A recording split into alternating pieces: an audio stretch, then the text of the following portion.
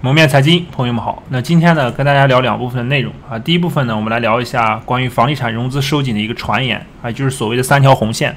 那第二部分呢，跟大家聊一下中国房地产行业啊，自08年以后狂飙突进采用的两种模式啊，一个叫高周转，一个叫高杠杆。好，我们先来看第一部分内容啊，就是房地产融资收紧的这个传言。那我不知道大家还记不记得之前有一期节目啊，讲到银保监会主席郭树清啊，他在《求是》杂志上有一个刊文。那这个文章里面呢，他讲到过一句非常重要的话啊，是关于房地产的。他说，房地产泡沫是威胁金融安全的最大灰犀牛啊。那灰犀牛是什么意思？大家知道啊，这灰犀牛的这个风险呢，你是躲也躲不掉，跑也跑不了的啊，它是迎面而来的。那郭树清这个话音未落啊，果然关于房地产融资的收紧的传言啊，这个三条红线就出来了。那这三条红线是哪三条红线呢？那第一条红线是剔除预收款以后的资产负债率大于70%，第二条呢是净负债率大于100%啊，第三条呢是现金短债比小于1.0。那这三个概念呢，因为是个会计概念啊，我给大家解释一下。那第一条呢，这个剔除预收款以后的资产负债率啊，这个什么意思呢？大家知道这个房地产行业啊，它经营比较特殊啊，它都是先收钱啊再交房，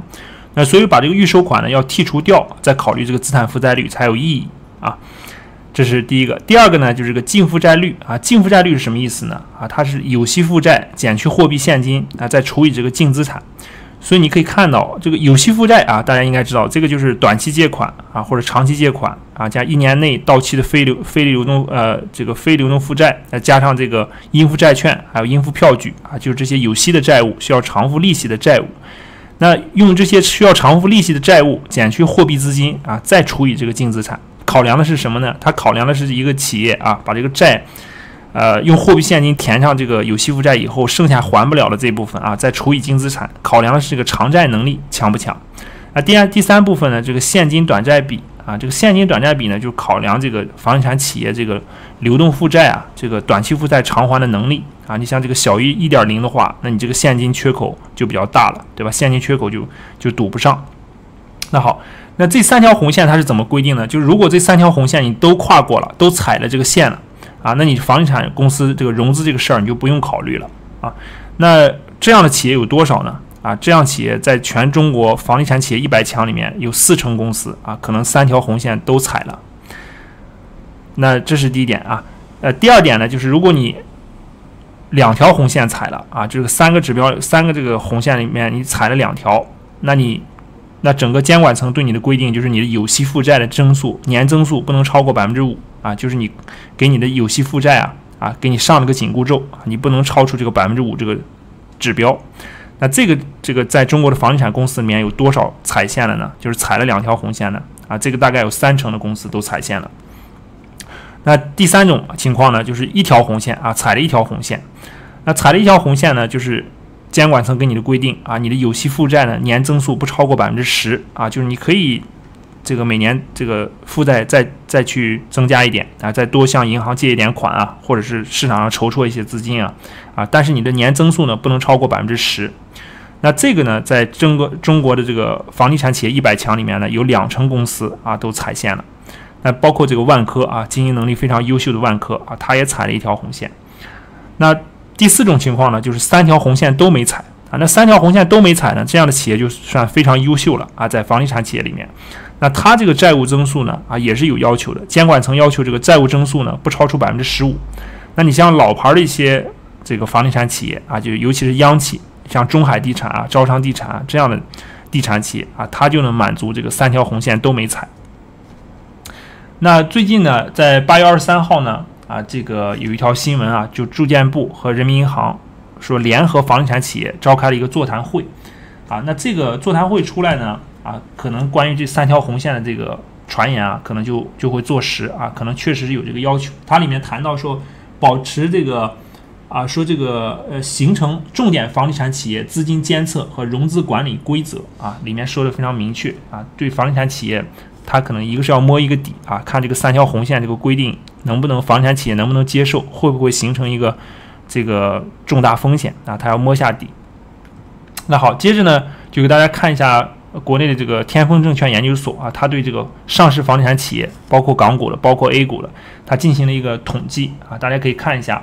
这个它有不同的颜色啊，不同的颜色，这个颜色越深啊，就是颜色什么，就是红色啊，红色就是踩了3条线，橙黄色呢就是踩了2条线啊，黄色呢就是踩了1条线啊，绿色呢啊就是3条线都没有踩啊，也就是非常优秀。所以这个3条红线的规则呢，也叫345规则啊，什么意思呢？就是这个啊，3条红线4个区域啊，就4种情况嘛，实际上就是啊，5呢就是这个5%的一个档次啊，就是这个5%的这个递增嘛，有息负债的年增速不超过5%啊，不超过10%，不超过15%啊，这么几种情况吧，这叫345规则。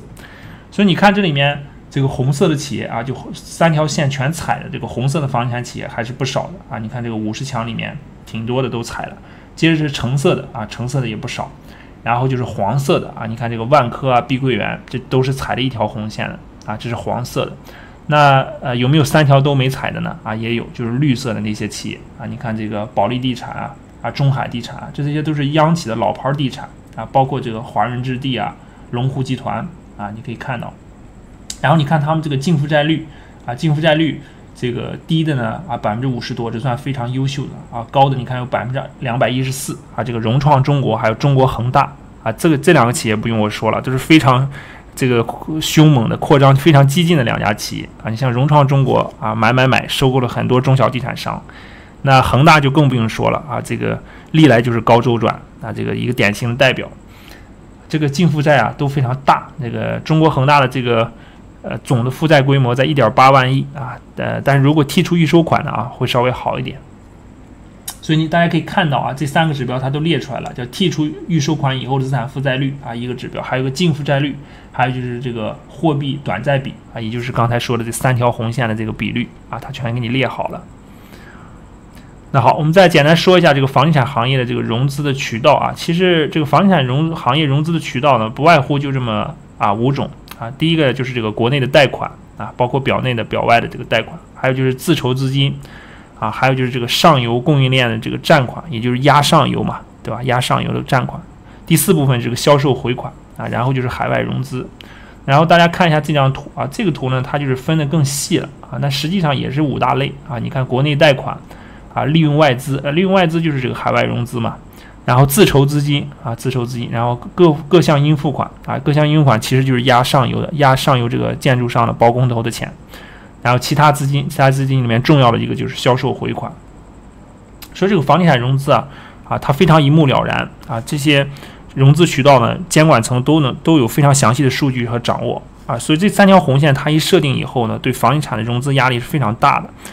那整个房地产的下半年其实本来的还款压力就非常大啊，一个是海外融资，还有这个国内的债券融资啊，这些很多的要到期。那这个时候呢，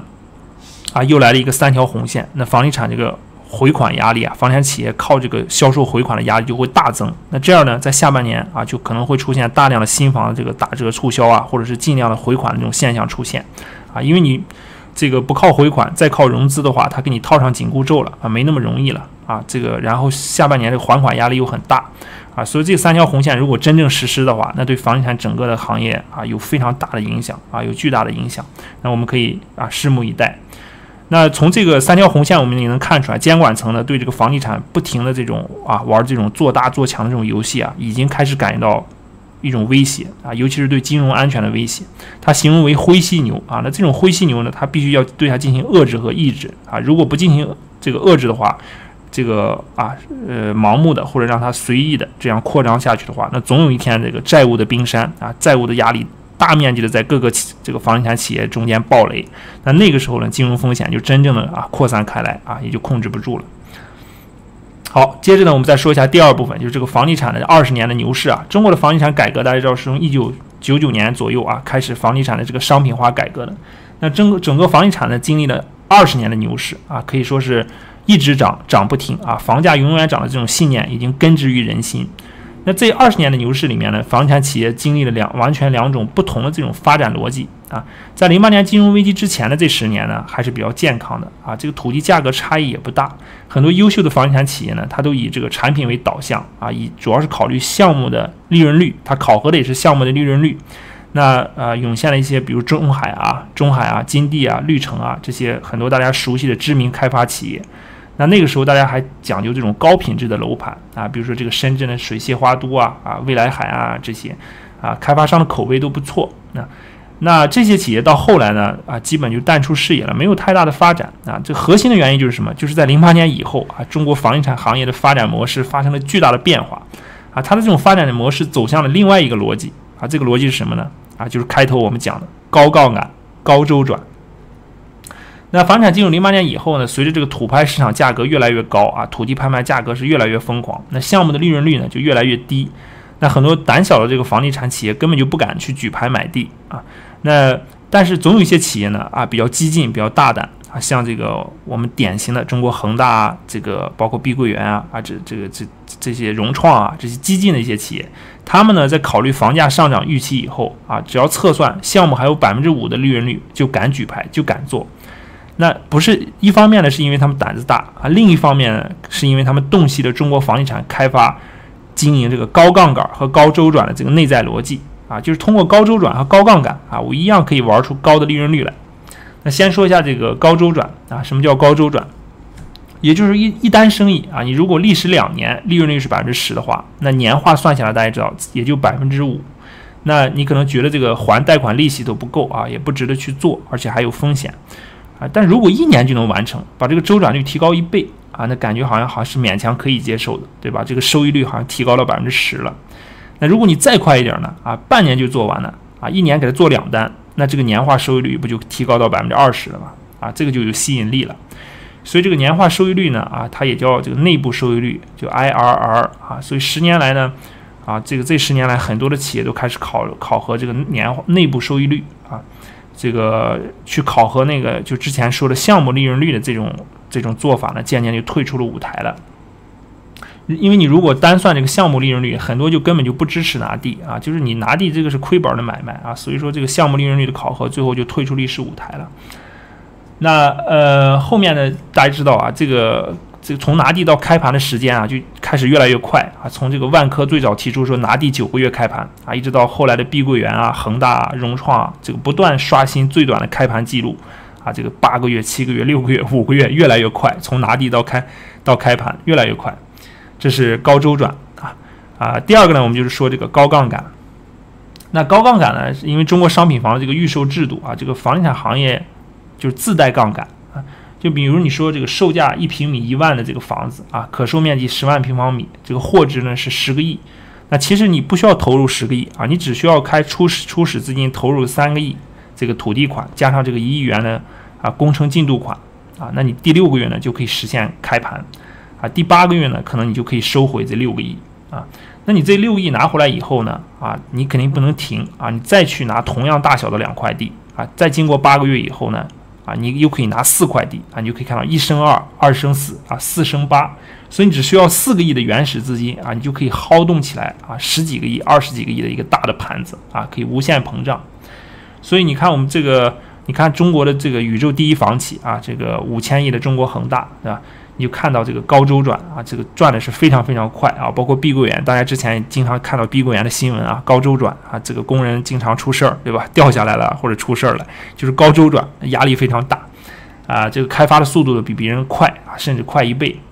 这样呢，年化投资收益率呢也就比别人高了1倍。那你想这个高周转再加上这个高杠杆那你整个的整个这个年化的这个收益率就比别人可能会高那么就会这个比只是单一项目就高那么4-5倍别人1年呢赚个5%，你1年的这个资金回报率可能就是20%所以说这个开发商一旦尝到了这个高周转和高杠杆的这个甜头他就停不下来他就利用这种预售制度的这种无息杠杆再加上银行信托这个无所不在的这种无所不用其极的这种手段去加杠杆使得这个内部收益率呢这个大大提高以至于这个贷款的利率或者是高利贷的利率，比如说15%、20%它都可以接受，它都觉得便宜因为通过高杠杆和高周转，它提高了这个内部收益率。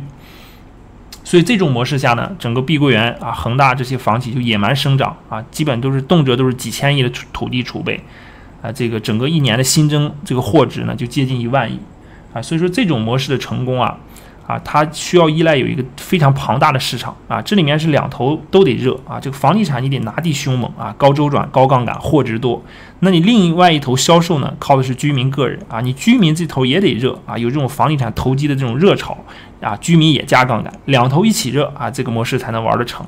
啊，这个模式玩到高潮是什么时候呢？高潮就是这个啊。这2017年、18年啊，这几年房地产市场规模迅速的膨胀到15万亿的一个体量啊，是人类历史上最大的房地产这么一个体量的规模。那啊，这种规模的实现呢啊，就是基于居民加杠杆啊，加上房地产企业的高杠杆和高周转啊，两边呢一拍即合啊，这就创造了这种啊销售的奇迹和房地产狂飙突进的奇迹。那好了，现在呢，随着这个整个房产进程的放缓，包括这个销售的这个高峰巅峰的已经过去了啊，这个房地产楼市的高增长眼看呢就要结束，那债务的压力呢又很大，那整个一年15万亿的这种销售规模呢很有可能就是行业的一个天花板。所以说这个时候房地产企业呢基本就还是停不下来，还是在高周转、高杠杆，还是这么玩，对吧？那在对监管层看来呢你再这么玩下去，肯定会造成系统性的风险，尤其是会给金融安全带来风险。所以这个整个监管层尤其是这个银保监会主席郭树清求是杂志上刊文以后就开始使出霹雳手段如果这个3条红线这个制度真的实行的话，那绝对是个霹雳手段对整个中国房地产行业的格局将有根本性的影响。那在整个这个收缩房地产债务规模的这个过程中呢也是可以说是走钢丝稍有不慎呢，这房地产的暴雷债务违约就会成片的出现所以让我们这个拭目以待这个3条红线究竟怎么去做能不能把房地产狂飙突进的这个发展给它遏制下来让它能够恢复到一个相对缓慢的债务增速缓慢的比较健康的一个势头。好了，这个就是今天的内容，感谢大家的观看我们下期再见。